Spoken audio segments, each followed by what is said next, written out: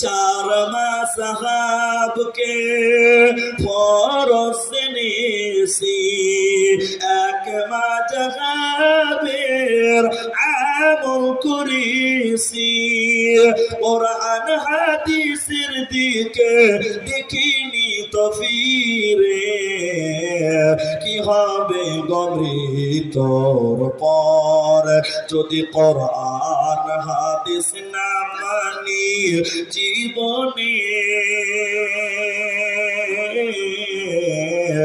কি হবে গমরি তোর পরে কি হবে গমতের পরে কি হবে গমরি তোর পরে অতএব তোমরা কোরআনের তেলাওয়াত করো।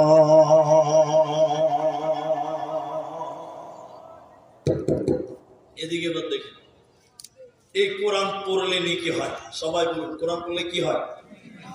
পিছনে লোকটি মুখ তুললেন না, তকবীর দিচ্ছি নারায়ে তাকবীর। বলুন কোরআন পড়লে কি হবে? কোরআন শুনলে কি হবে? নেকি হবে। পৃথিবীর যত কিতাব আছে পড়লে নেকি পাবেন না। নেকি পাবেন? আরে সবটি লোক বলেন নেকি পাবেন। আপনি লন্ডন থেকে 1.5 লক্ষ টাকাতে কিতাব নিয়ে এসেছেন, 1.5 লক্ষ টাকা দিন দিন দিন দিন দিন দিন করে পড়ছেন, সারাদিন পড়ছেন, জ্ঞান বাড়বে এর গ্যারান্টি দেওয়া যাবে? কারণ অনেক বই পড়ে মানুষরা পাগল হচ্ছে, গুমরাহ হচ্ছে, পথভ্রষ্ট হচ্ছে। তাহলে ওই বইটা পড়লে জ্ঞান বাড়বে এর কোনো নিশ্চয়তা নেই, কিন্তু ওই বইটা পড়লে নেকি পাওয়া যাবে? বলুন বলুন, এক নেকি, এক নেকি, হাফ নেকি, কিচ্ছু পাবেন না। কিন্তু আপনারা সবাই মুখ খুলে আমার সঙ্গে বলেন কোরআন পড়লে জ্ঞান বাড়বে কি বাড়বে না?